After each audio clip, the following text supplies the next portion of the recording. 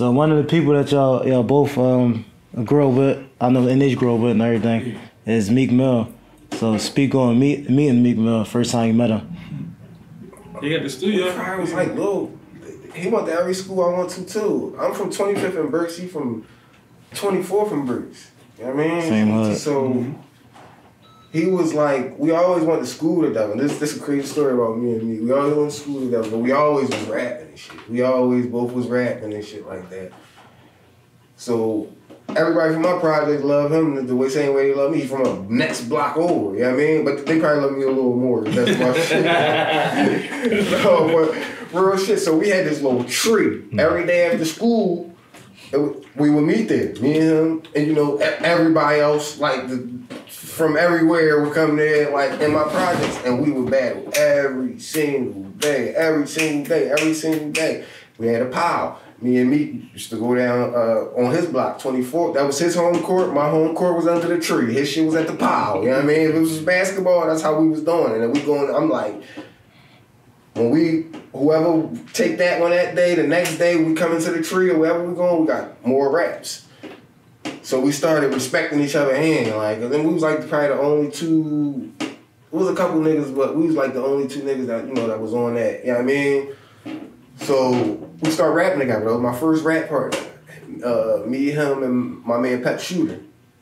We was called Lights Out Click. Like, you know what I mean? So like that was the first person I ever like formed a group with. Me, Meek, and Pep. Like, you know what I mean? What was your age? How old were you at the time? This was before Touch Money and all of that. I'm talking about this like 12, 13, 14. Like because that's when I first got my first DVD rig. Like that's the one that really introduced me to the world. Like, you know what I mean? So I was like 14. So like from like 12, 13, 14, we was the little group. Like we was Lights Out Click. So I was around him every day. We had a nigga that had a studio in the basement. But before him, we used to get a set of headphones. We'd break one end. We'd break them so you can have one end right here and you can record off the other joint. We had like it was called like a track board, but it was like a 3-track or something like that. It was a store down South Street called like Armand's or something like that. They used to sell all of that shit, like little 2 tracks and 3 tracks. Like this was the type of shit like this why we were so crafted like that. I don't want to wrap your head up because these. Back in the day, it was like you had to rap it all the way through because it wasn't no punching and none of that because it was off a 1-track tape. You understand what I'm saying? Like, so you had to. So that's why when it was DVD time, we can go 7 minutes and all of that shit because we was already having the 1 tape from 12 to 13 years old. Like because we only had 3 tracks. Like 1 track had the beat on it, so now you got 2. So you need that other. You got to get a clear vocal on that 2nd track, so you can do your little ad lib because all you got is 3 tracks. Like, or if you don't do it like that, it's not gonna work. So like that was our whole everything. Even when I went my way to Touch Money and he went to Headshots, we still was tight as shit. Even now, like I said, like the whole trip of the way. So no, we was talking about that, like, cause rappers back in the day, they could freestyle for hours to keep going.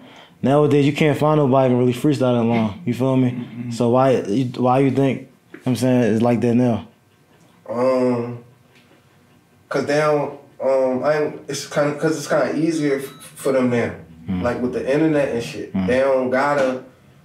Like when I say I was putting footwork in, bro, like I ain't just talking about writing raps and rap. I'm talking about bro. I'm driving the 7 malls. I'm doing all types of stuff. I probably battled before URL, before RBE, I probably battled in 17 states. Like just getting on, when I battled T-Rex, I got on the bus. Me, a couple Kaboom, a couple Touch Money guys, and I went to Harlem, Bronx, Brooklyn, and I was going to every barbershop, and I said, who rap? Now they can just do it from the Instagram. So it was more genuine with it. You understand what I'm saying? I ain't gonna say they got it easy because, you know, they still gotta rap, but they don't really gotta appreciate it because you can Now you can go to sleep, post some shit, and really wake up tomorrow and be viral. Yeah, it wasn't like off, that, bro. I'm talking about I'm out there with staple guns, like on every pole and all this shit real, bro. Like state to state with this shit, like just me and a couple niggas, like in a little Altima, like you know what I mean. So you get to appreciate that shit more. Like you like, damn, bro, like, I'm out here stepping. Like I'm coming up. I've been to every school in Philadelphia trying to battle niggas. Like I'm talking about I'm leaving my school so I can go make it to King. So I can make it to Northeast High so I can battle so these niggas gonna respect me all over the city. Like whoever it is, I don't care who it is. Like I'm doing that. I went to Detroit and battled on 8 Mile in front of Bazaar and I went to Connecticut.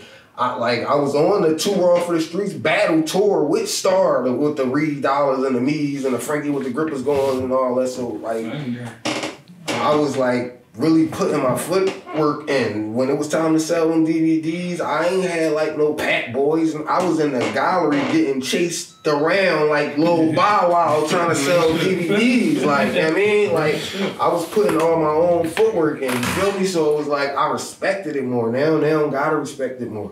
Yeah, it's a different grind back then. Yeah, Very different grind. They can just say what they want. They can do what they want, and it's more easier for them because I don't want to take nothing from them because there's some hot ones out here. There's some ones that be rapping their ass off and making me feel like it's like, damn, was you rapping with us and I ain't never see you before? Like it's some of them out here. Like, you know what I mean?